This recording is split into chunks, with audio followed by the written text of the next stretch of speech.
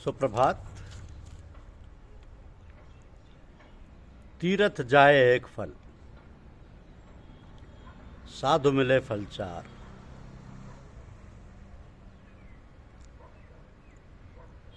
सतगुरु मिले अनेक फल, कहे कबीर विचार।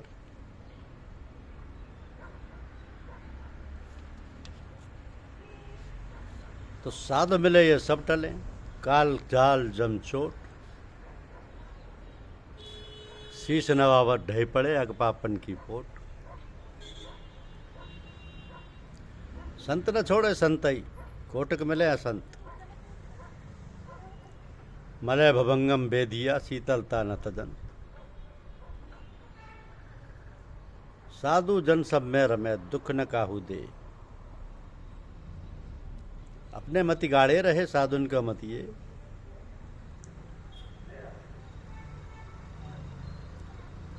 कोई आवे भाव ले, कोई अभाव ले जाए। साधु दो को पोसते, भाव न गिने अभाव। मन मेरा पंछी भया, उड़कर चढ़ा आकाश।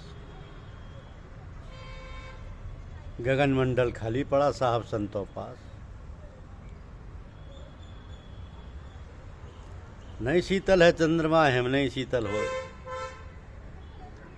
कबीर शीतल संत जन, नाम स नहीं सोए।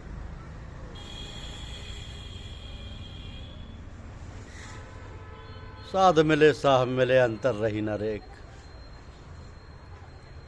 मनसा वाचा कर्मना, साधु साहब एक।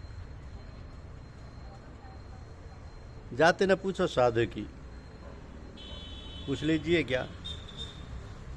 मोल करो तलवार का, पड़ी रहन दो म्यान।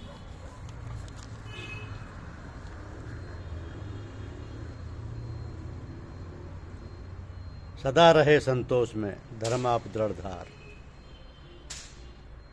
आशय गुरुदेव की और न चित्त विचार। सब बन तो चंदन नहीं, सूरा का दिल नाई। सब समुद्र मोती नहीं, यो साधु जगमाई।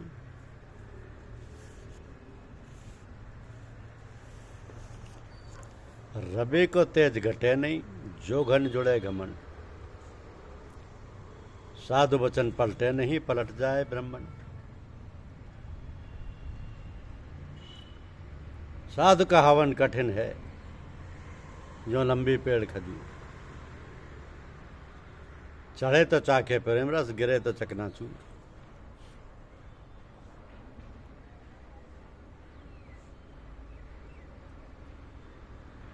वृक्ष कबौनी फल बखे, नदी न संचय नीर। परमारथ के कारण संतन धरा शरीर।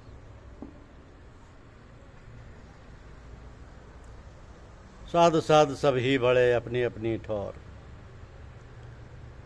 सबद विवेकी पारखी, ते माथे के मोर।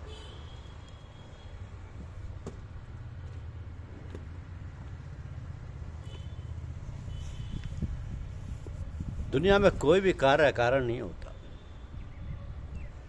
उसके पीछे कोई ना कोई कारण जरूर होता है।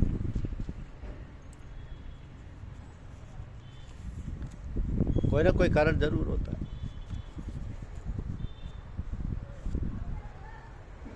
मनुष्य अपने जीवन की गतिविधियों को, आचार विचारों को देखकर या भली भांति जान समझ सकता है कि हम भविष्य में दूसरे जन्म में क्या होंगे और कैसे भोग भोगने पड़ेंगे। यह भी जान सकता है कि हम पिछले जन्म में क्या थे, कैसे थे। लोग आश्चर्यचकित होंगे ये पढ़कर कि भला ये कैसे संभव है, ये जानकर कि हम अपने पिछले और अगले दोनों जन्मों के विषय में जान सकते हैं। ये सभी कहते हैं और जानते हैं कि अंतमति सुगति, अर्थात मरते समय मनुष्य की जैसी बुद्धि होती है उसी प्रकार उसकी अगली योनि मिलती है, और जैसे कर्म करता है वैसे उसके भोग होते हैं। तो यह हम अपने दैनिक जीवन की गतिविधियों से भली प्रकार समझ बूझ सकते हैं कि हमारा भविष्य क्या होगा और कैसे हमारे कार्यकलाप होंगे।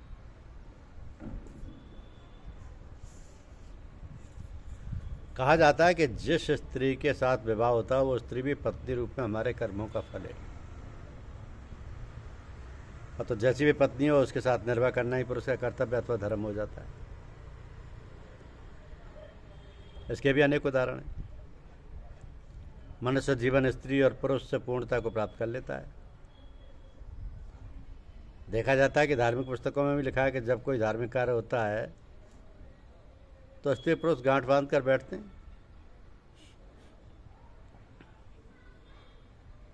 एक दोहा है कि जहां गांठ ता रस नहीं ज्ञानत है सबको, और गठबंधन की गांठ में गांठ गांठ रस हो। गठबंधन की गांठ में गांठ गांठ रस हो। यह भी कहा जाता है कि यत्र नार्यस्तु पूजन्ते रमन्ति तत्र देवता। यत्र नार्यस्तु पूजन्ते रमन्ति तत्र देवता। पुरुष कितने ही ऊंचे पद का हो, स्त्री भले ही किसी छोटे रैंक की हो, किंतु आदमी खड़ा हो जाता है। यह स्त्री का सम्मान।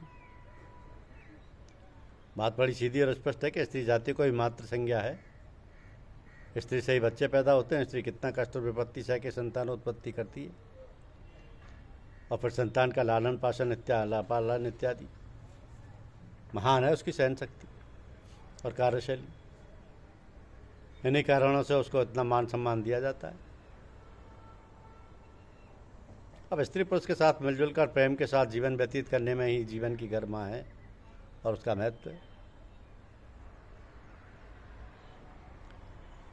तो सबको मिलजुल कर रहना चाहिए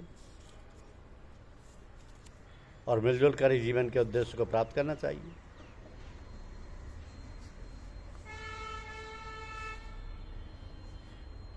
सुमरन सूरत लगाए कर मुख से कछु न बोल, बाहर के पट दे कर अंतर के पट खोल।